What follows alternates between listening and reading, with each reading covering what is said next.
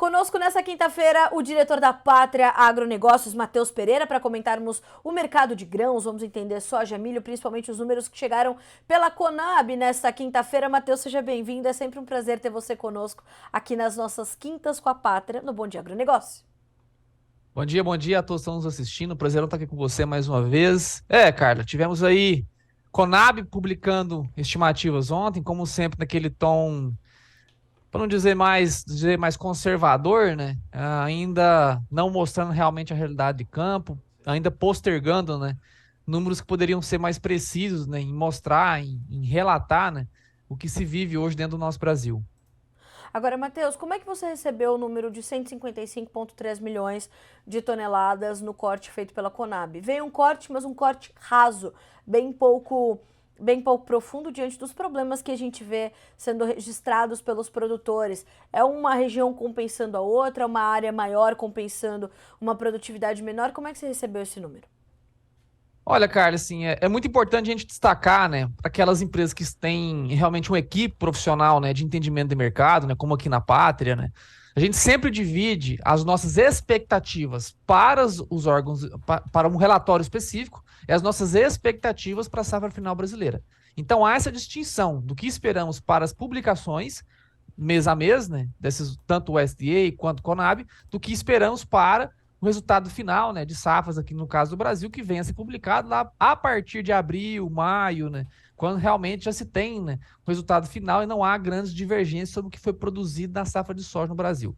Então, a expectativa para esse número de ontem, da Conab, né, trazer 155 milhões de toneladas, atendeu a nossa equipe de análise. A gente entendia, né, que pelo tom que a Conab sempre teve, né, nessas publicações com levantamentos mais atrasados em relação à realidade do campo, enfim, veio dentro do padrão. Tá? O mercado realmente esperava números como foi publicado ontem. Tá? Agora, o que nós aqui da Pátria esperamos para a safra brasileira? Vale lembrar, Carla, que 155 milhões de toneladas era o que a Pátria já estimava lá no dia 18 de julho. A Exato. gente trouxe aqui para vocês, em exclusiva no Notícias Agrícolas. Então, assim, a gente já levantava que o Brasil não tinha qualquer tipo de capacidade de bater potencial produtivo recorde nesse ciclo safra, por conta da presença do El Niño de alta intensidade. Mostrou o que mostrou, trouxe aí os danos que trouxe, né? Então, hoje o Brasil, ele não é mais uma safra, nem sequer perto de 155 milhões de toneladas, Carla. A gente já está com números que serão publicados ainda hoje, vamos trazer para vocês aqui também, Carla. A gente já está passando pente fino em alguns estados, em especial estados aqui da região central do Brasil, né, que é onde se tem mais relevância hoje a nível nacional. Sim. Só que a gente já está falando de uma safra sub 150 e bem abaixo disso, viu, Carla? Então, existe aquela distinção, né, entre o que esperar, entendendo, né, se colocando no outro lado da moeda e entendendo o que pode vir a ser publicado de entidades, né, governamentais como o Conab, como o USDA, e o que se espera na realidade de campo. Realidade de campo, catástrofe produtiva. A gente tem realmente grandes problemas, em especial dentro do Mato Grosso e da Rondônia, que foram os dois estados aí que mais sofreram com a falta de chuvas ali desde o final de outubro até na viradinha de dezembro para janeiro, que só agora houve uma mínima regularização climática, mas ainda temperaturas muito quentes, ainda relatos de algumas regiões pontuais faltando chuvas. Então a gente se espera ainda, Carla, que ao longo das atualizações, né, esses órgãos oficiais venham a trazer números mais próximos da realidade, viu, Carla?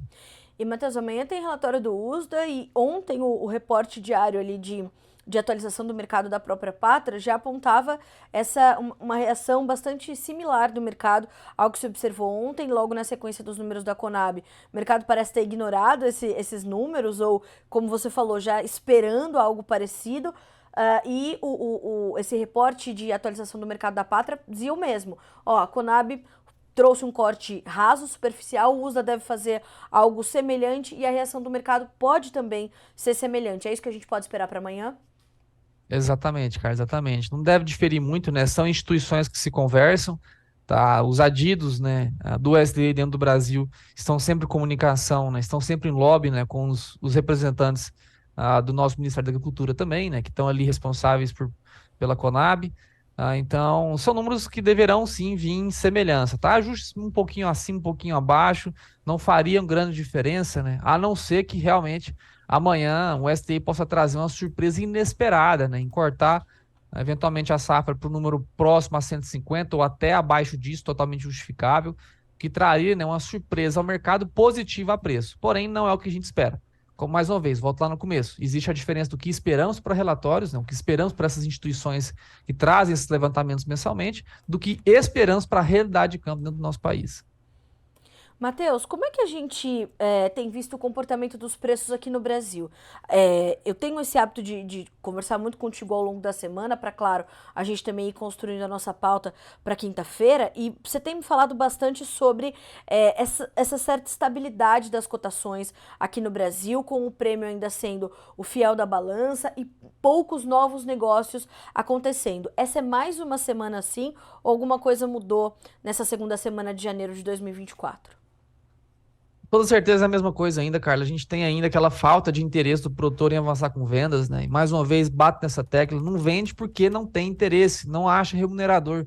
E assim, isso é do controle da base produtiva, né? Optar por vender ou não. E nesse atual momento, né, sem reações a preço, com produtividades sendo cortadas, com risco climático ainda pela frente, que ainda tem muita soja em vegetativo, né, que nem sequer floresceu no nosso país, a gente só atinge metade da soja brasileira em florescimento no dia 15 de janeiro, né, em média. Então, assim, ainda tem muita coisa pela frente, né, aonde ainda justifica qualquer intempérie climática cortar ainda mais o teto produtivo das culturas em campo. Então, Carla, assim, de maneira geral, o produtor ele se sente ainda desestimulado. Volto a falar isso aqui mais uma vez, repetir talvez uma dezena já. Se a gente tivesse preço de soja 30, 40, 50 reais acima do que é exercido hoje, a classe produtiva se sentiria, né, estimulada a tomar o risco. Ah, não tenho certeza da produção, mas eu recebendo 30, 40, 50 reais acima da saca hoje, eu consigo ter ali uma previsibilidade melhor, consigo ter pelo menos um conforto do que se não produzir, pelo menos sobra dinheiro do que já foi vendido. Agora, no atual momento, vendendo soja no interior do Brasil de 110, abaixo disso em algumas regiões, 120 aqui na região central, a gente tem aquela falta, né, de capacidade de cálculo, né? Será que se eu faço a venda, se eu avanço com a venda agora, Claro. eu vou ter a receita suficiente para sequer honrar os meus custos? Então tá essa grande o impasse, né, da base produtiva. Os relatos iniciais de colheita, Carla, não teve nenhum. Hoje a Pátria atende mais de 1.200 clientes no Brasil, 1.200, desde o Rio Grande do Sul a Roraima, sem exceção, todas as regiões produtoras do Brasil existem clientes Pátria. Nenhum dos clientes da Pátria que já iniciaram a colheita, já iniciaram a colheita agora, nenhum relatou sequer produtividades satisfatórias. Sequer satisfatórias, Carla. Todos eles foram decepções, algumas até catastróficas, resultados de 15 sacas por hectare foram ali o auge das catástrofes observadas até o momento. Então, realmente, está muito problemático. A gente precisa de volume de colheita agora para escancarar essa realidade ao mercado. E a qualidade da soja já começa a preocupar também, né, Matheus? Nós temos ali os relatos que chegam aqui ao Notícias Agrícolas, um índice de grãos ardidos já muito elevado, e isso tudo é desconto para o produtor também, que ele precisa começar a colocar na conta. Exato, Carlos. A gente teve uma mudança radical, né, em algumas regiões, como o estado de Goiás, Minas Gerais, algumas partes do Tocantins, né, aonde que vinham vivendo um padrão de seco, padrão mais árido, tá? Temperaturas elevadas, chuvas muito espaçadas entre um evento e outro. E na virada, né, do Natal para o Ano Novo, né, a gente teve uma mudança atmosférica muito agressiva para essas regiões específicas, né? Isso não se isso não se estende para quase todo o Mato Grosso, isso não se estende para Rondônia, que continua vivendo um cenário mais árido por si só, né? E essa mudança radical, né, chega numa soja que foi antecipado o ciclo, tá? Houve relatos ali de soja antecipando 20 dias, por conta de o ciclo total de vida, né? Por conta da falta de chuvas, a temperaturas elevadas. Chuva antecipou, soja antecipou, houve necessidade de iniciar a colheita um pouco mais antecipado, né? E chegam as chuvas incessantes. Então, assim, saiu da lama para cair no poço sujo de estrume. Então, realmente foi, assim, a situação climática agora, ela não favorece. No atual momento, né, a gente tinha que ter visto essas chuvas chegando e sendo firmadas ali meados de novembro, dezembro. Chuvas agora com essa intensidade acabam atrapalhando, né, aqueles que já estão tentando iniciar a colheita aqui nos campos da região central brasileira, Carla. Para a gente entender um pouco mais desse comportamento do produtor e como os preços vão se pautar, eu vou trazer as perguntas da nossa audiência, como, por exemplo, a pergunta do Jonathan Freitas.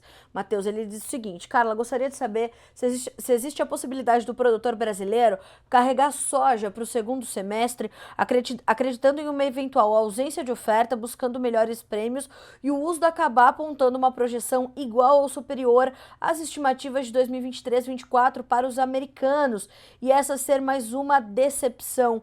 Há essa possibilidade, Matheus, dos produtores segurarem os seus negócios para fazer mais vendas no segundo semestre? Isso seria arriscado também? Acho que já engato essa próxima pergunta para ti. Olha, Jonathan, assim, é uma estratégia a ser considerada, tá? Eu aconselho que aquele produtor que fizer essa opção, né, por carregar ainda mais por um semestre essa soja em mãos, né, que tenha primeiro um controle de caixa eficiente, saiba tolerar, né, saiba o que consegue segurar essa soja para segundo semestre. E um ponto importante, Jonathan, se o USDA, né, trouxer qualquer estimativa de soja para a safra 24 e 25, né, esse próximo ciclo da soja agora nos Estados Unidos, que já está em 2024, é a safra norte-americana 24 e 25. A safra 23 e 24 foi a passada. Se a gente tiver uma mesma projeção de produção para 2024 e 25 nos Estados Unidos, como foi 23 e 24, isso é positivo ao mercado. Tá? Vale lembrar que esse último ciclo safra norte-americano, né, que tinha um potencial produtivo de 125 a 128 milhões de toneladas, encerraram o ano com 112 a 114. Então houve uma quebra também, expressiva até, né, só não tão relevante a ponto, né, de justificar grandes reações aos preços da soja, porém manteve, né, criou uma sustentação. O que é? Criou um piso aos preços da soja, os cortes de produção, né, na última safra norte-americana. Só não teve aquela força suficiente para justificar novas altas, né, como foi a safra retrasada no Brasil, né, aquela grande quebra de quase 25 milhões de toneladas, né, que vem se desenhando de maneira semelhante. Tá? A gente hoje falar, pessoal, de números aí abaixo de 150 milhões de toneladas para o Brasil, que é totalmente palpável, a gente já está falando de um corte sobre potencial produtivo de 15 milhões de toneladas que já vão por ralo abaixo, que seriam jogadas ao mercado nesse ano, que não existem mais essa soja no Brasil. E a gente ainda está em processo de deterioração. A gente vai lançar ainda hoje nosso levantamento, no meio da tarde, né? A gente vai fazer a apresentação dela ao Ministério hoje para a gente mostrar, né, qual que é a nossa visão Que sobre a realidade ótimo. de campo do nosso país, né? Legal. E depois disso a gente vai fazer a publicação oficial mostrando, né, que o Brasil está longe, assim, é impossível que a gente tenha qualquer tipo de capacidade, né, de produtividades recordes a nível nacional. Matheus, tem uma outra pergunta aqui do Rodrigo que eu achei bastante pertinente, eu acho bom a gente trazer também essa visão, complementando. Ele diz assim: os clientes que não têm armazém e vão pagar a prestação de serviço de armazenagem nos preços que a soja está, compensa segurar e pagar esse custo de armazenagem? Amiga, existem maneiras mais eficientes, tá, de você carregar essa soja na mão sem ter essa necessidade de pagar armazenagem, tá? Você consegue simplesmente, né, fazer a contratação de seguro via papel, né? Em vez de você ter a soja física, você teria a soja no papel. Hoje já existem ferramentas que você atrela, né, os preços da soja aqui dentro do Brasil. A gente já não tem mais a necessidade, né, de maneira genérica, né, de usar o Chicago. A gente consegue usar contratos ali de precificação dentro do nosso próprio país, tá? Se você quiser entender um pouquinho mais, procura a Pátria Agronegócio, que a gente consegue te dar uma orientada, mas é menos arriscado, você que vai ter custo de armazenagem. Não só isso, né? Dentro do armazém, a soja mês a mês sofre quebra técnica, né? Sobe perdidos. Então, existem maneiras mais eficientes, né? Ferramentas que estão aí no mercado, que você consegue tolerar, se carregar essa soja em mãos, no papel, não mais, né? No físico, né? E ficando susceptível a essas perdas, né? De quebra técnica, enfim, pagar armazenagem quinzenal ou mensal. Então, tem maneiras menos arriscadas, assim dizendo. Matheus, a gente vai finalizando essa semana e esperando o relatório do USDA e o novo número da Pátria, que até eu tô aqui ansiosa para saber. A gente vai terminando essa semana com que níveis de preços e como eles chegam para o produtor. Se a gente pensar a base Porto, para a gente poder atender a todos, né? Porque se a gente for pontualmente trazer essa regionalização do mercado é difícil, mas base Porto, a gente está falando de quanto para a soja 23, 24 e o que isso significa para a maior parte dos sojicultores desse país? Olha, Carla, a gente teve uma sangrada da soja nesses últimos 7 dias, né? Essa falta, né, de volume de relatos aqui no nosso país, mostrando a realidade de campo, esfriou bem o mercado, né? O mercado, mais uma vez, não é formado por especialistas, não é formado por agrônomos, não é formado por produtores rurais que têm lá 10, 20, 30, um século dentro da família, um século, né? Aquela geração familiar secular já dentro da agricultura, né? Então, essa falta de entendimento do que acontece em campo tem esfriado muito o mercado, né? A gente tem ali soja hoje, base Porto, perto dos R$ 130, tá? Para embarque a partir de fevereiro, né? Janeiro ainda próximo a 140. A gente tem, enfim, reta final. Reta final não, a gente vai entrar na segunda quinzena de janeiro. Não há ainda muito volume de colheita no nosso país, né? Para justificar uma venda antecipada para o janeiro. Então, esses preços para fevereiro em diante, próximo a 130, ele justifica que interior do país, 115 ou abaixo disso, 110. Como a gente até chegou a falar, né? Existem regiões do Brasil com a logística um pouco mais remota, uma dificuldade, né, de precificação, colocando valores ali já até abaixo dos R$ 110 para entrega e recebimento agora em 2024. Atenção Então, uma total. soja que Matheus, para a sangrou, gente né? concluir, a gente tem uma pergunta aqui da Rosane, que é algo que vem também ventilando muito no mercado. A Rosane te pergunta, Rosane Copete, a produção da Argentina, maior do que a do ciclo passado, pode compensar essas perdas no Brasil? É uma pergunta que todo mundo está se fazendo e as análises também em torno dessa perspectiva são diferentes. Qual a tua, Matheus? Olha, muito boa pergunta, viu, Rosane? Eu sempre uso, né, para nossa clientela pátria, o exemplo do ano passado, tá? Ano passado, onde grande parte daqueles que, enfim, não entendiam com profundidade o mercado da soja, acabaram se apegando, né, às quebras na Argentina para justificar preços ainda mais elevados, né?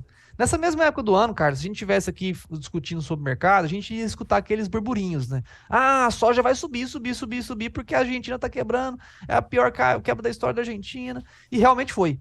A Argentina, no ano passado, perdeu 25 milhões de toneladas, né? Mais da metade da safra na Argentina, no país, foi por rala abaixo. E mesmo assim, os preços no ano passado da soja in natura grão derreteram. Perderam lá o patamar de 180, Porto vieram para 140, Porto. Soja interior do Brasil saiu de 150 para 110. Por quê? Mesmo com as quebras na Argentina, o que nós produzimos aqui no Brasil é grão in natura. O nosso cliente final, chamado China, compra grão in natura. A China não compra 1 quilo sequer de farelo de soja argentino. Não compra 1 quilo, não compra uma grama sequer. Então, assim, a Argentina é uma grande produtora de soja, com toda certeza. Ela é uma competidora pelo nosso produto? Não. Ela é uma competidora pelo nosso mercado? Também não. Então, a Argentina só serve realmente para dimensionar, né, a produção total, mas quando ela entra na matriz de venda ou de compra, né, do produto, subprodutos, derivados, né, ela nem sequer compete pelos mesmos clientes, assim dizendo, do Brasil. Então, essa compensação da Argentina, ela serve para realmente justificar ponto de vista. Só que, nos efeitos práticos, né, a Argentina não consegue compensar a ausência da soja brasileira, né, que é destinada a grande parte dela à China, e China que só compra grão in natura. Para o quê? Para dar utilidade, né, à cadeia de esmagamento interno na China, né, Sim. que hoje já trabalha numa taxa, né, de ocupação que a gente fala de 50% a 60%, ou seja, ainda tem metade de toda a capacidade de esmagamento chinesa que nem sequer é usada. Então, esse assunto ele serve mais para justificar um ponto de vista do que realmente para quem, enfim, para criar alguma reação, né, de euforia, mas compensação ela não existe quando a gente trata, né, do grão exportado in natura ou Sim. derivados, como é o caso da Argentina. Matheus, quero muito te agradecer pela companhia nessa quinta-feira. É sempre bom estar contigo, com todo o time da Pátria, meu amigo. A gente se vê na semana que vem novamente para a gente continuar destrinchando esse mercado para nossa audiência. Obrigada mais uma vez. Até mais. Estamos juntos, Carla. Um abraço a ti e a todos. Fiquem com Deus. Tchau, tchau. Tchau, tchau. Obrigada, Matheus.